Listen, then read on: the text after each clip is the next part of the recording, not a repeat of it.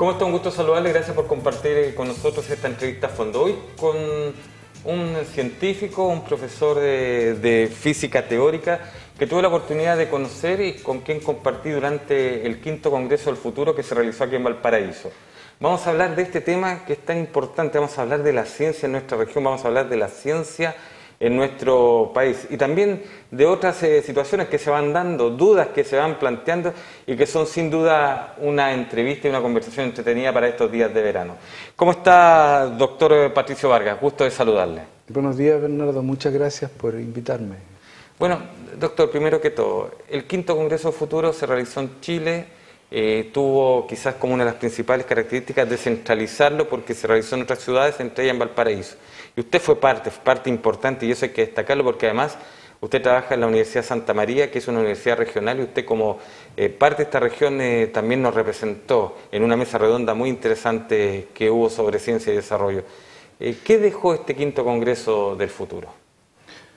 Bueno, yo creo que primero que nada estoy satisfecho, pero no complacido totalmente, porque a pesar de que este Congreso ya va en su 3ª versión, me parece, aún le falta mucho para poder salir más a regiones. 5ª versión. 5ª versión. Casi todos los eventos se hacen en el ex Congreso de Santiago.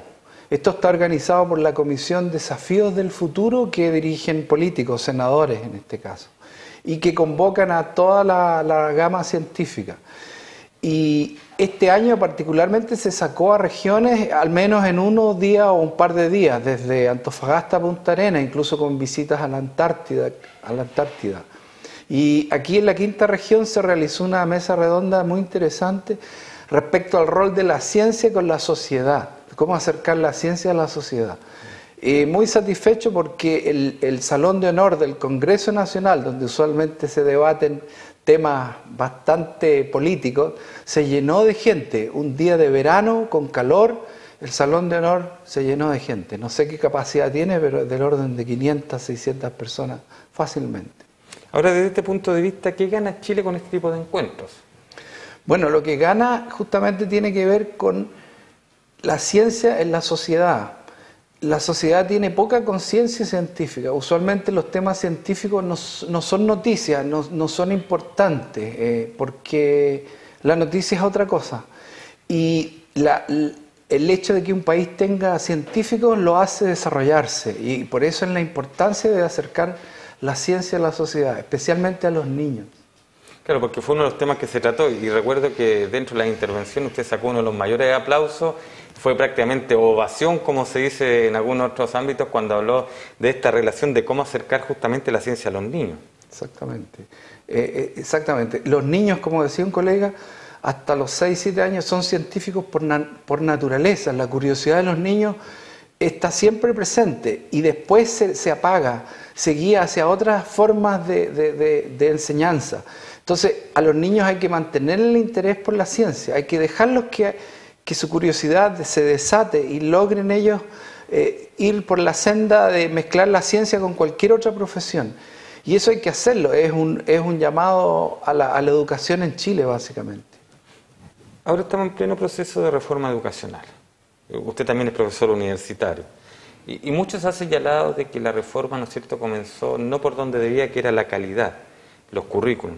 En este caso, ¿usted cree que la ciencia va a tener un tema destacado? Porque recordemos que en el propio Congreso se reforzó que para el futuro era muy importante que en nuestro país, ¿no es cierto?, existiera una línea de pensamiento científico, de investigación para lo que queremos a futuro.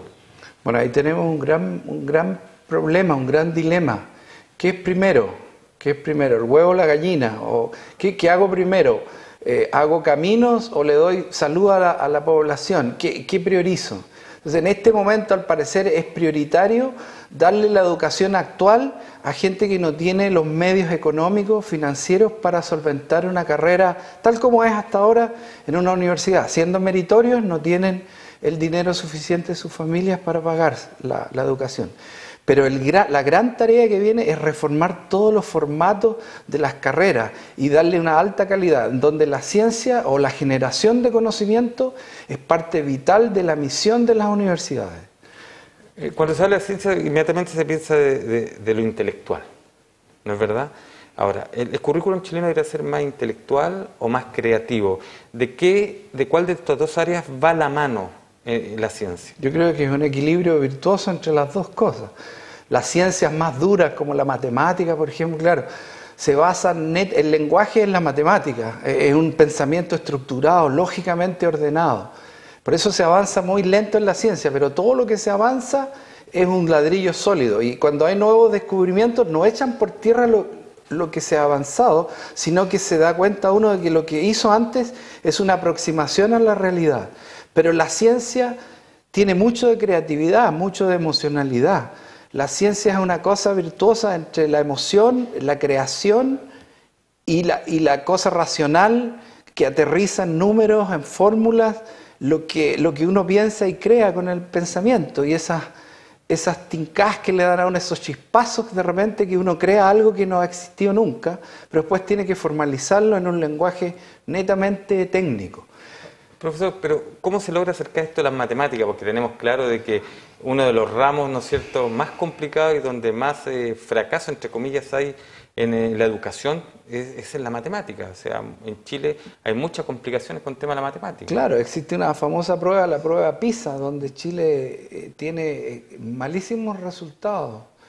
Pero es un poco como se enseña la matemática. La matemática en sí es muy simple, es muy bonita, si se enseña con profesores que saben matemáticas y no que repiten lo que está en un libro, ¿entiendes? Es distinto que te enseñe música un músico que alguien que puede leer y que escucha música, es distinto. Por eso se necesita gente que crea conocimiento para difundirlo y llevarlo al aula. Por eso, y ahí se necesita calidad en los profesores. ¿Y eso es lo que está faltando? Falta la calidad en general y además tener otra orientación en todos los currículums de las carreras científicas o las ingenierías, en este caso mío, en la Universidad de Santa María. Ahora, profesor, ¿de qué forma el Congreso Futuro sirve para hacer escuchar este tipo de interrogantes que surgen, porque está dentro de las conversaciones, porque hay ponencias, mesas redondas, en una actividad, en un evento importante, donde hay ministros de Estado, donde la Presidenta de la República lo inaugura, donde hay representantes de universidades, hay representantes de liceos, etcétera, donde está quizás lo más granado del país, porque a esto, si bien en el Congreso Nacional, como usted bien lo decía, hubo mucha gente, y eso da gusto porque habían chicos de liceos, de escuelas, gente de clubes de la tercera edad, ¿no es cierto? Había mucha gente, pero estaban también los parlamentarios. ¿De qué forma este Congreso Futuro sirve para ayudar a esto que ustedes están diciendo? Esta voz de alerta que en cierto modo ustedes están dando ahora. En la medida que lo que hemos hablado en el Congreso sirva para que esto genere políticas de desarrollo en Chile, en las distintas regiones, claro que es fundamental. En Chile hay que tener políticas científicas claras y un poco espero que ayude la creación del nuevo Ministerio de Ciencia y Tecnología que se anunció por fin este mes y que estaría empezando a tramitarse en marzo, por ahí. Creo que eso por un lado, va a establecer la orgánica clara para desarrollar políticas país, para resolver problemas como la energía, cambio climático, el agua. ¿Entiendes? Esos son los grandes problemas y las universidades tienen el deber de resolver los problemas en la sociedad. Si no, no hay la visión de una universidad, no puede ser liderazgo en ciencia, tecnología, ingeniería para formar profesionales que ganan mucha plata. Ojalá que ganen mucha plata, pero resolviendo problemas de la sociedad.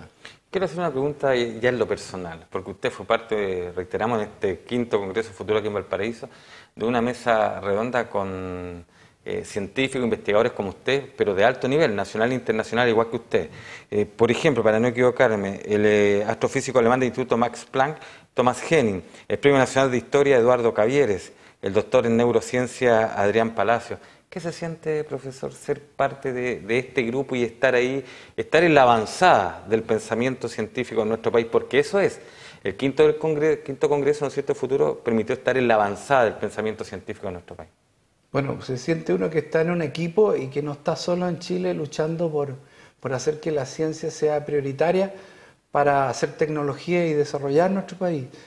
Porque también en Chile hay gente como yo y con mayores capacidades probablemente. Somos un grupo reducido de todas maneras, menos de 1000 personas en general.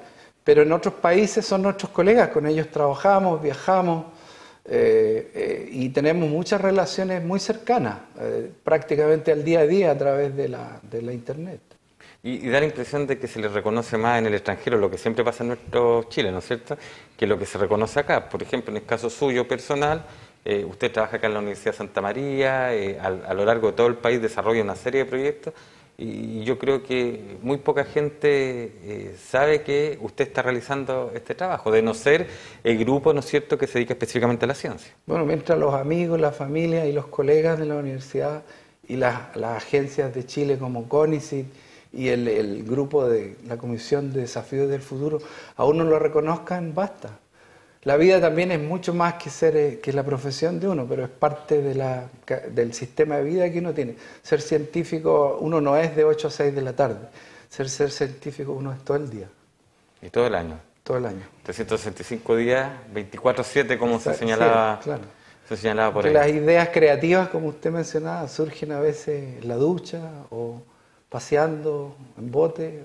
¿Y la familia cómo se hace cargo de esta situación? Bueno, yo tengo la situación fácil, porque ya la familia es grande, mis hijas son ya mayores de edad, entonces ya no tengo problema de que me ocupa mucho del tiempo estar atendiendo.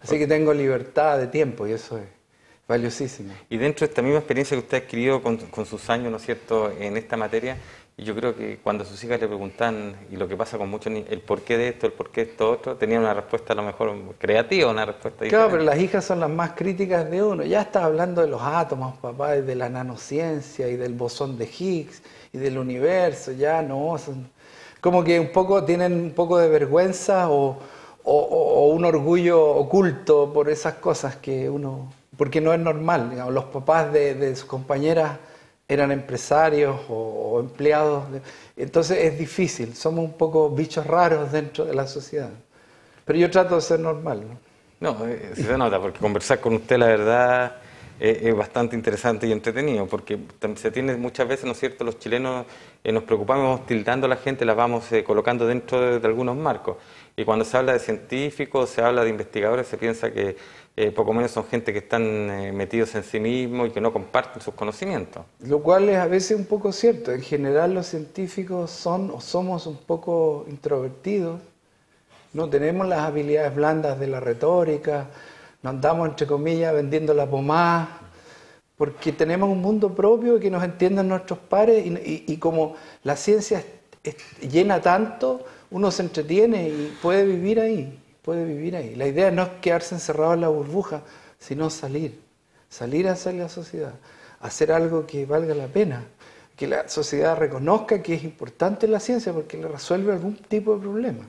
¿Y este quinto Congreso del Futuro le sirve para eso, no es cierto? ¿Una buena herramienta para aquello? Una buena herramienta, y usted mismo, el hecho de invitarme, haberme conocido ahí, haberlo ayudado con las entrevistas, hizo que usted me invite, y eso ya es un paso, y podríamos seguir, porque yo creo que la ciencia es tan entretenida, uno podría hacer un montón de experimentos muy simples que asombran a la gente realmente. Ahora, por otra parte, se considera que a través de este Congreso del Futuro nuestro país, ¿no es cierto?, cuenta con un encuentro científico humanista mundial más importante del Cono Sur. Claro, es un encuentro de difusión, es uno de los más importantes del Cono Sur. Con premios Nobel y todo. Claro. En la difusión, no es técnico, no hay ponencias técnicas sobre temas, pero hay ponencias de difundir lo que uno hace en los laboratorios al más alto nivel, lo difunde en un lenguaje entendible para todas las personas. Pero no es contraproducente que hace algunas semanas muchos de sus colegas salieron con sus capas blancas a protestar. No, justamente porque esto demuestra que los científicos también son seres humanos, también tienen problemas, y los problemas mayores son en que cortan el financiamiento. Becas para los jóvenes, no hay tantas, proyectos para los jóvenes, o sea, tenemos un problema grave de financiamiento. Uno puede entender porque hay prioridades, el dólar está alto, el cobre está bajo, entonces uno puede entender que hay coyunturas, pero justamente cuando todos los economistas saben, cuando el país tiene una baja hay que invertir porque uno tiene que ir contracíclico con las medidas. Entonces conviene invertir en ciencia cuando estamos mal, porque con eso nos preparamos. Vietnam, por ejemplo, en el año 2000 entró en una política país de producir electrónica. Y probablemente Vietnam, un país que nosotros mirábamos hacia abajo, que fue masacrado por la guerra, Probablemente dentro de pocos años vamos a estar comprando la electrónica a Vietnam y nosotros todavía vendiendo fruta y cobre y pescado. No puede ser.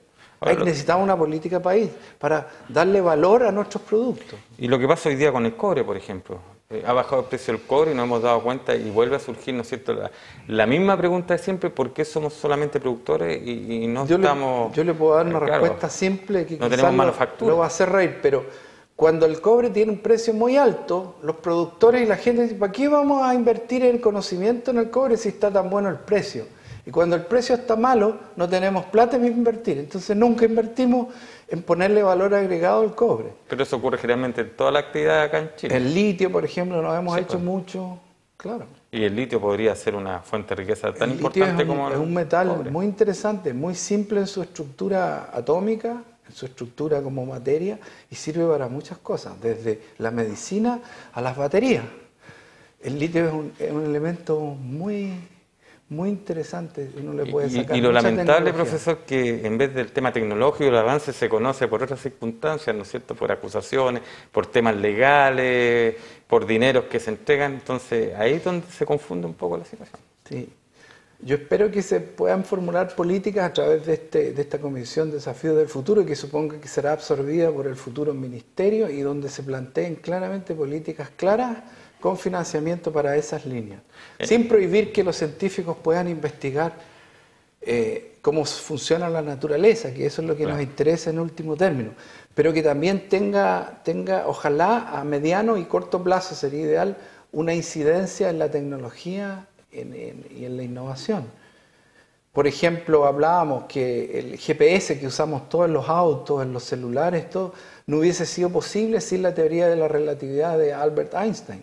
Albert Einstein, cuando estaba formulando la teoría de la relatividad, jamás pensó en una aplicación, tuvo que pasar 100 años y ahora el GPS no sería posible sin la teoría de la relatividad. Oye, ¿es cierto lo que se señala por ahí, que el descubrimiento, ¿no es cierto?, del número pi podría ser un portal a otro mundo? Podría ser, pero como científico yo tengo que atenerme a la metodología. De que existen cosas raras, existen, pero como son medias anecdóticas, no siguen el ordenamiento lógico y la estructura del método científico. Yo no lo puedo atribuir eso a que eso es parte de la ciencia. Es parte de lo que existe, porque la naturaleza es mucho más que la ciencia. Y que existen cosas raras, existen. Pero y le hago esta pregunta como para introducir, ¿no es cierto?, una serie de temas cortitos, porque sin duda que es muy importante, lo hemos planteado, y con relación a lo que nos dejó este quinto Congreso del Futuro. Porque hay una serie de interrogantes que surgen y estamos, ¿no es cierto?, en verano, conversación de verano, y creo que también hay que hablar de otros temas. Por ejemplo, el teórico británico Stephen Hawking ha señalado hace poco, entre paréntesis, una entrevista que se va a transmitir el 26 de febrero a través de la BBC, de que cree que más o menos es 1000 años el margen de tiempo que podría restar a la humanidad, que se autodestruya.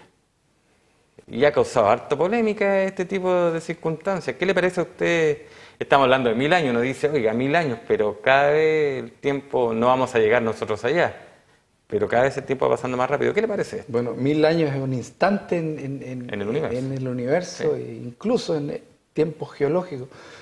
Quizás se equivoca por algunos ceros, pero que el universo o la Tierra se va a acabar, eso se sabe. El problema no se sabe cuándo, por la expansión del Sol, que está creciendo, varios millones de años más, pero no sé exactamente a qué se refiere Steve Hawking en esa entrevista que va a salir al aire en febrero. ¿Por qué causa? ¿Sería por el ser humano, por erupciones gigantes? No sé. Pero la Tierra en sí como estructura puede que siga, pero lo que se puede acabar, claro, es la humanidad, si hay una nueva era glacial o se envenena la atmósfera. Por ejemplo, acá en uno de los textos, para no equivocarnos, ¿no es cierto?, dice, según él, a medida que sigamos avanzando tanto científica como tecnológicamente, veremos la creación de nuevas formas de que las cosas puedan salir mal. O sea, está hablando realmente de lo que el hombre también va creando y cómo el hombre va utilizando los nuevos avances. Claro. Bueno, yo he dicho varias veces, la ciencia en sí, o lo que uno descubre a veces, no es bueno ni malo. La ciencia no tiene partidos políticos ni religiosos, ni del bien ni del mal. Son los usos que le da el ser humano a estos descubrimientos. El ejemplo más simple es el de la energía nuclear. Cuando se supo manipular el núcleo atómico, se pudo concebir una bomba que destruya toda esa energía que le puede sacar al núcleo a través de la fisión. Se hizo la bomba atómica, pero también esa misma energía que se le puede sacar al núcleo sirve para salvar vida porque destruye tumores cancerosos, por ejemplo. Entonces, el uso que uno le da a los descubrimientos científicos depende de los valores, la ética que tiene el grupo de científicos o de políticos o de técnicos que después usan estos descubrimientos para sus propios fines. ¿Esto con el androide que fue parte de este 5º Congreso del Futuro? ¿Puedo compartir usted con él? En Santiago, por ejemplo, una muestra estuvo ahí. No. Sí, bueno, fantástico el robot este japonés con cara de kung fu, japonés. Sí. Fantástico, realmente. Parecía una persona hablando. No faltó que me planteó y que es el futuro. Cuidado que puede nos ser pueden que, empezar a yo tendría a feliz nosotros a un robot desplazar. en la casa para hacer todas las tareas que no me gusta hacer, lavar ropa, lavar los platos, limpiar el piso y que me narre, que me lea el diario, que converse también un poco. Aunque ya en cierto modo los elementos automáticos como las lavadoras, existen las ya, cocinas, las aspiradoras le ya falta existen. hablar nomás, ¿no? Claro. Pero eso está bien, eso es un avance bueno. Es un avance Sí. en la medida que se sepan utilizar. Exactamente. Yo creo que ahí está la Uno puede consigna. ahora conducir Claro. vehículos no tripulados, también Exacto. para la minería subterránea, para no exponer a las personas a los gases tóxicos, pero también puede conducir drones, destruir bombas guiadas, submarinos, aviones. Todo tiene que ver con el sentido que se le dé. Exacto, y eso tiene que ver con valores. Tal como hay un link que hay que hacer ciencia y sociedad, habría que hacer un link valores y sociedad. ¿Cómo educamos valores? Profesor, dentro de estos inventos, de estos avances, hay un tema que se llama la partícula de Dios o el bosón de Higgs, ¿no es cierto? Que también por ahí nos consultamos, dije, va a estar el profesor, ¿por qué no hace la consulta? Creo que es un tema interesante porque uno de repente lee o escucha algunas informaciones o en las redes sociales, que hoy está tan de moda y nadie se hace responsable muchas veces de lo que dicen, o generalmente las redes sociales dicen, es que si esto llega a fallar, el mundo podría destruirse en cualquier momento. ¿Qué hay de Sí, he eso? leído algo de eso. Bueno, lo que usted me está preguntando es como si le preguntara a un cardiólogo qué pasa con la última enfermedad neurodegenerativa en el cerebro. O sea, tal como la medicina tiene muchas especialidades, la física también. Claro. Yo soy físico teórico especializado más bien en los materiales, en cómo funcionan los materiales y cómo sacarle provecho a los materiales. El área que usted me está preguntando pertenece a otra área de la física. Como cardiología es distinto a la neurología, pero bueno, uno algo sabe. Yo le puedo decir que ningún físico de los que trabajan, ningún científico de los que trabajan en el CERN cree que este posible hoyo negro que se formaría si algo sale mal y que tragaría el laboratorio y después la Tierra, eso es una ciencia ficción, eso no podría ocurrir por la energía involucrada.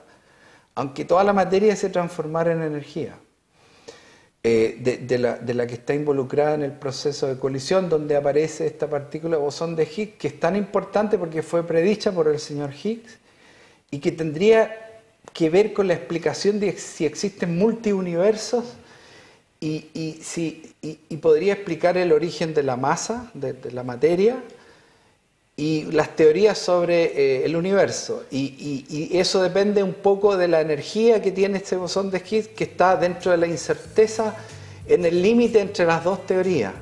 Pero ahora pronto se hace nuevamente el experimento porque requiere mucha energía y preparación. Hay mucha gente y que ahí está vamos a temerosa. saber si realmente estamos frente a un universo, multiuniverso, donde hay millones de posibilidades, o es una cosa más simple. O sea, estamos frente a lo que Pero puede estoy ser un cambio sobrepreguntado. Yo no soy Sí, neurólogo, no, soy pero sin cardiólogo. duda que sirve ¿entiende? su explicación. Esto es un poco de la prensa, ponerle noticia a una cosa que posiblemente podría pasar casi con una probabilidad casi cero, pero esto llama la atención y el público se... Sí. Oiga, y en un minuto, el reputado físico teórico norteamericano Michio Kaku, que lo hemos visto, ¿no es cierto?, en algunos canales de cable, que generalmente sale hablando del universo y de otras teorías más, ha dicho hace algunos días de que solo los físicos podrían hablar de que Dios existe. Eso por su teoría de las cuerdas. De las cuerdas. Mire, es una manera de decir cosas que no tiene más sentido que el literario o poético. Hay que tomarlo en ese sentido. Una poesía hecha de una teoría que es muy bonita, bastante compleja en términos matemáticos, pero que como tiene muchos grados de libertad, con las cuerdas uno puede explicar muchas cosas. Pero los científicos, algunos pensamos que mientras más simple es la explicación, más verdadera y más bella es. Porque yo puedo explicar muchas cosas con ecuaciones muy complejas en muchas dimensiones, pero mientras menos use y más simple es la teoría, probablemente eso no lo puedo probar, es más bello y es más verdadero. Y si es cierta la teoría de cuerdas, bueno, debería ser posible de explicar y predecir muchos fenómenos, porque cuando una teoría funciona, es buena, también tiene que ser capaz de predecir cosas. Ahí la teoría realmente se prueba y funciona, tal como la teoría de la relatividad de Einstein, que es muy simple y predijo muchas cosas que hoy día usamos. Se nos acabó el tiempo, profesor, pero dejamos tarea, ¿no es cierto?, para nuestros televidentes que busquen en internet, que busquen lo que es la teoría de las cuerdas. Yo creo que ahí van a poder comprender un poco de lo que señala este pensador, este investigador internacional. Lo dije, iba a ser una conversación muy entretenida, una entrevista, ¿no es cierto?, para tener en cuenta, sobre todo cuando muchos están de vacaciones y sobre todo cuando usted, profesor, ha sido uno de los destacados de nuestra región en el 5º Congreso de Futuro que se realizó en Chile y que tuvo como sede Valparaíso. Muchas gracias por estar hoy con nosotros. Me alegro y muchas gracias por invitarme. Así es, la verdad es que como Quinta Visión queremos escuchar la voz de quienes son los personajes importantes, los científicos, los pensadores, los políticos en general, de quienes hacen región. Y hoy hemos estado con el doctor Patricio Vargas, profesor de Física Teórica de la Universidad Técnica Federico Santa María. Que esté muy bien usted y su familia.